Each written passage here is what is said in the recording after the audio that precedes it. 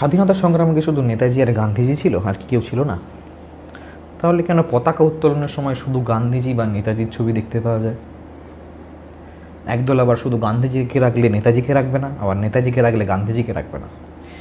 জিজ্ঞেস করলে বলবে ওই তো দুশ্চরিত্র, অথবা বলবে এই দেশ ভাগ করে দিয়েছিল। কিন্তু প্রপার প্রমাণ জিজ্ঞেস করতে চাইলে যে কি করে জানতে পারলে যে তুমি গান্ধীজি দেশ ভাগ করে দিয়েছিল, তখন কিন্তু বলতে পারবে না তারা বলবে ওই তো ফেসবুকে দেখেছিলাম, এই আমাকে পাঠালো সেদিন হোয়াটসঅ্যাপে। সঠিক তথ্য আমি কোনোদিন পেলাম না এই ব্যাপারে। এখন হয়তো মানুষ বিতর্কেই মাসতে চায়, তারা স্বাধীনতা সংগ্রামের আসল গল্পটা শুনতে চায় না। তাহলে 31শে ডিসেম্বর 1600 সালে প্রথমবার ইস্ট ইন্ডিয়া কোম্পানি গুজরাটে এসে ঢোকে। সুরাটে তাদের প্রথম কারখানা বানায়। তারপরে আস্তে আস্তে উড়িষ্যা, বম্বে, আহমেদাবাদ, আগ্রায় তাদের কারখানা ছড়িয়ে পড়ে। তারপর 1690 সালে জব চার্নাও আসে কলকাতায় এবং তার নামকরণ করেন ক্যালকাটা, এবং তিনি বেছে নেন কলকাতাকেই দেশের রাজধানী হিসেবে। কাট টু 1757, পলাশির যুদ্ধ। সিরাজউদ্দৌলা সে সময় বলা যেতে পারে বাংলার শেষ স্বাধীন নবাব। তিনি পরাক্রমী ছিলেন এবং আত্মবিশ্বাসী ছিলেন। কেন মনে নেই? অন্ধকূপ হত্যা, ব্ল্যাক হোল ট্র্যাজেডি, তারপরে মীর জাফরের বিশ্বাসঘাতকতা এবং রবার্ট ক্লাইভের প্রথম যুদ্ধ জয়। রবার্ট ক্লাইভ ছিলেন একজন নির্মম ব্যক্তি, তিনি চালাক চতুরও ছিলেন। 1765 সালে তিনি শুরু করলেন ডুয়েল সিস্টেম অফ গভর্নমেন্ট বা দ্বৈত শাসন ব্যবস্থা। দ্বৈত শাসন ব্যবস্থাটা কি? দ্বৈত শাসন ব্যবস্থাটা বলছে যে ইস্ট ইন্ডিয়া কোম্পানির কাছে থাকবে রেভিনিউ বা ট্যাক্স কালেকশন, আর মানে আয় কর নেওয়া মানে ট্যাক্স কালেকশন, আর নবাবের হাতে থাকবে দেশের অ্যাডমিনিস্ট্রেশন বা জাস্টিস। সেটা কি বললো দুভাগে, একটা হচ্ছে দিওয়ানি, একটা হচ্ছে নিজামাত। ইস্ট ইন্ডিয়া কোম্পানি দেশের সব আয় তুলে নিয়ে গিয়ে চলে গেল ব্রিটিশে। এরপরে দেখা যায় 76-এর মন্বন্তর, যেখানে বলা যাচ্ছে 1/3 মানুষ, 1/3 অফ দ্য পপুলেশন মারা গেলেন না খেতে পেয়ে। সে সময় দায়িত্বে ব্রিটিশ শাসন ব্যবস্থা একটুও সাহায্যের হাত বাড়ালেন না, শোষণ চলতে থাকলো। বাংলা দেখেছিল এই রূপ 1770 সালে, 76-এর মন্বন্তর 1770 সালে। তারপরে দ্বিতীয় যুদ্ধের মুখে পড়ে ব্রিটিশরা with Tipu Sultan, the tiger of Mysore বা মহীশূরের বাঘ।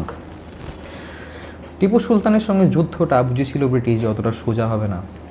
টিপু সুলতান একের পর এক যুদ্ধ করে গেল, 4 বার যুদ্ধ করলো ব্রিটিশ ইন্ডিয়ার সাথে।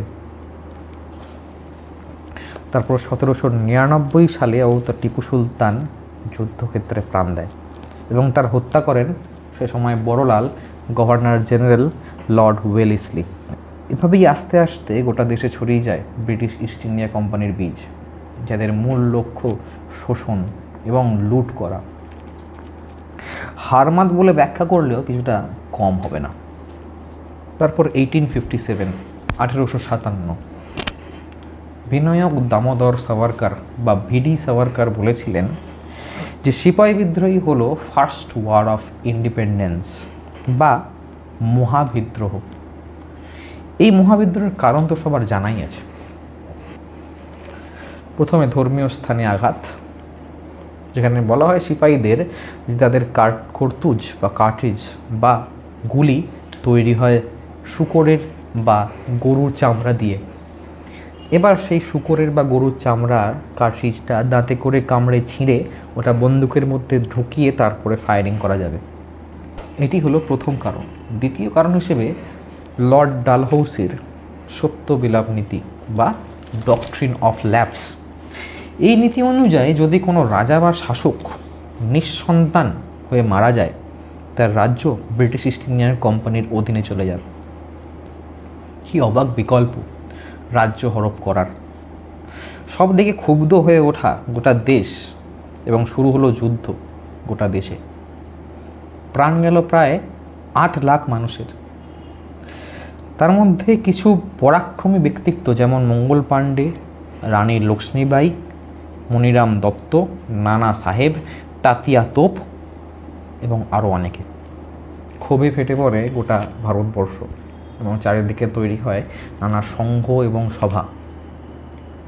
তার আকাঙ্ক্ষা একটাই, যে একটি স্বাধীন ভারত। তৈরি হয় লন্ডন ইন্ডিয়ান সোসাইটি 1865 সালে।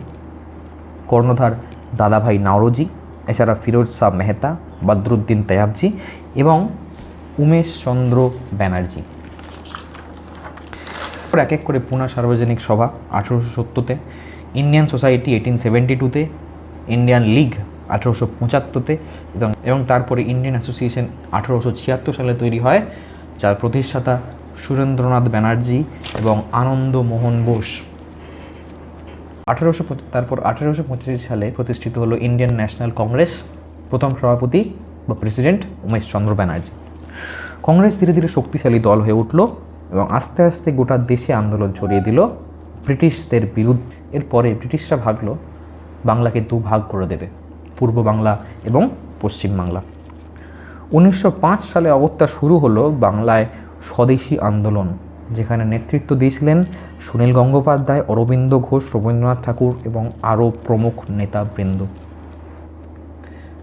ডিসেম্বর 1911-তে গাওয়া হয় জনগণ মন। তাহলে এতটা বলার পর হয়তো আমি বোঝাতে পেরেছি যে গান্ধীজি আর নেতাজি একমাত্র ছিল না দেশ স্বাধীনের পিছনে। স্বাধীনতা সংগ্রাম শুরু হয়ে গেছিল অনেক আগেই। বলা যেতে পারে আগ্নেয়াস্ত্র ভারত তৈরি হয়ে গেছিল। নেতাজি আর গান্ধীজি, ভগৎ সিং, লালা লাজপত রায় এসে আগুনের স্ফুলিঙ্গটা ধরে দিয়েছিলেন। 15 সাল পর্যন্ত গল্প আমি বলে দিলাম, এরপর বাকিটা তোমরা একটু খুঁজে নাও। আর আমার কাছ থেকে জানতে চাইলে অপেক্ষা করো, লাইক করো, শেয়ার করো আর সাবস্ক্রাইব করো। আর এই চ্যানেলের বাকি ভিডিওগুলোও দেখো, তোমাদের হেল্প হবে। জয় হিন্দ, জয় ভারত, হ্যাপি ইন্ডিপেন্ডেন্স ডে।